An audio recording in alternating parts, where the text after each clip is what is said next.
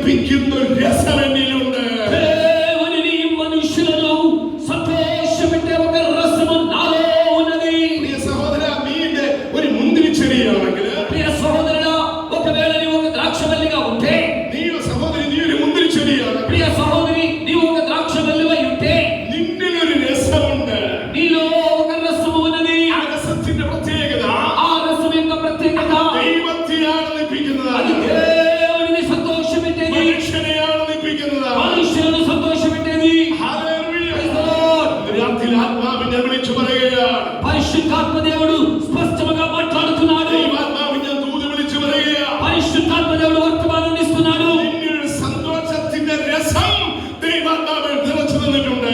నీలో సంతోషపెట్టే రసము పరిశుద్ధాత్మ ద్వారా నింపబడి ఉన్నది. ദൈവത്തെയാണ് ലഭിക്കുന്നത്, దేవుని సంతోషపెట్టి മനുഷ്യനെയാണ് ലഭിക്കുന്നത്. మనుషులను సంతోషపెట్టి ഒരു രസം നമ്മുടെ ഉള്ളിലുണ്ടെന്ന് ఒక రసము మన హృదయంలో രാത്രി ఉన్నది. ദൈവാത്മാവിൻ പറയുകയാണ്. ఈ రాత్రి పరిశుద్ధాత్మ దేవుడు మాట్లాడుతున్నాడు. നിന്റെ ആനന്ദം കുറഞ്ഞു പോകുന്നെങ്കിൽ, నీ ఆనందం తగ్గిపోతున్నట్లయితే, സന്തോഷം കുറഞ്ഞു പോകുന്നെങ്കിൽ, నీ సంతోషం తగ్గిపోతున్నట్లయితే, സമാധാനം കുറഞ്ഞു నీ പോകുന്നെങ്കിൽ, సమాధానం తగ్గిపోతున్నట్లయితే, നിന്റെ സന്തോഷം నీ നഷ്ടപ്പെടുന്നെങ്കിൽ, సంతోషం నష్టపరచబడుతుంది. അതിന് കാരണം മറ്റൊന്നുമല്ല, కానీ కారణం వేరే కాదు, നിന്നിലുള്ള രസം കുറഞ്ഞുകൊണ്ടിരിക്കുകയാണ്. నీలో ఉన్న రసము తగ్గిపోతూ ఉన్నది. എന്നുള്ള ആത്മാവിന്റെ രസം, అదే పరిశుద్ధాత్మ ద్వారా అనుగ్రహింపబడేటువంటి അഭിഷേകത്തിന്റെ രസം, అభిషేకమైన రసం, ദൈവകൃപയുടെ രസം, దేవుని కృప అనే రసం, അഭിഷേകം, ఆ అభిషేకం, ദൈവകൃപ ఆ దేవుని కృప നിന്നെ നഷ്ടപ്പെടുന്നതുകൊണ്ടാണ്. నీలో నష్టపడితే,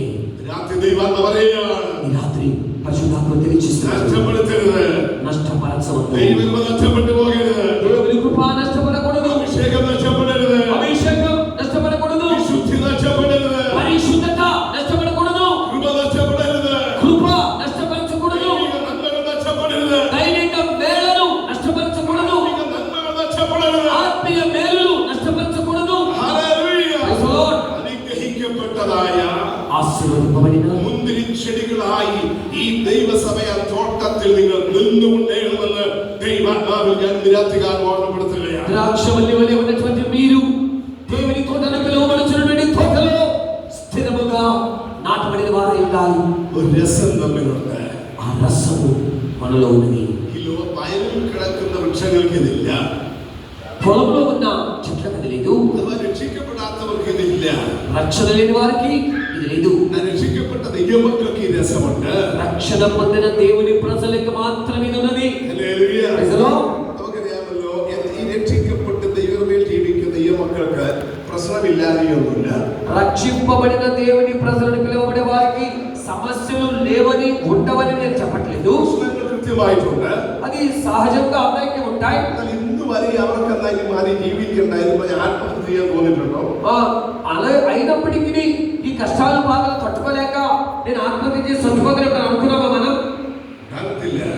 అనుకోము. അവന് ഉറപ്പുണ്ട്, వారికి ఒక నిశ్చయిత ఉన్నది. എന്റെ പ്രശ്നത്തിന് പരിഹാരം നൽകാൻ എന്റെ യേശുവിന് నా കഴിയും. సమస్యలకు పరిష్కారం యేసు ఉన్నాడు. ഹല്ലേലൂയ. എന്റെ രോഗത്തിന് സൗഖ്യം നൽകാൻ യേശുവിന് കഴിയും. నా రోగములో స్వస్థత ఇవ్వడానికి నా యేసయ్యకు సాధ్యం. ഞാൻ അത്ഭുത രോഗശാന്തിയിലൊക്കെ വിശ്വസിക്കുന്നതാണ്. నేను దైవిక స్వస్థతను విశ్వసించే సేవకుడను. 88 ഡൽഹി ചെന്നതാണ്. 88లో ఢిల్లీ మహానగరానికి వెళ్ళాను. 89 കല്യാണം കഴിഞ്ഞ് ഭാര്യയായിട്ട് പോയി. 89లో వివాహం అనంతరం నా భార్యను తీసుకెళ్లాను. ഞങ്ങൾ മരുന്ന് കഴിക്കത്തില്ല. మేమిద్దరం మందులేసుకోం. പ്രാർത്ഥിച്ച് സൗഖ്യം ഏറ്റെടുക്കുകയാണ്. ప్రార్థనతోనే స్వస్థత. മരണത്തിന് മുഖാമുഖം കണ്ട വ്യക്തിയാണ്. అనేక సార్లు మరణపు అంచుల వరకు వెళ్ళి తిరిగి వచ్చిన వాడిని నేను. കർത്താവിനെ അവിടുന്ന് സൗഖ്യമാക്കിയതാണ്. అక్కడ నుండి ప్రభువు నన్ను స్వస్థ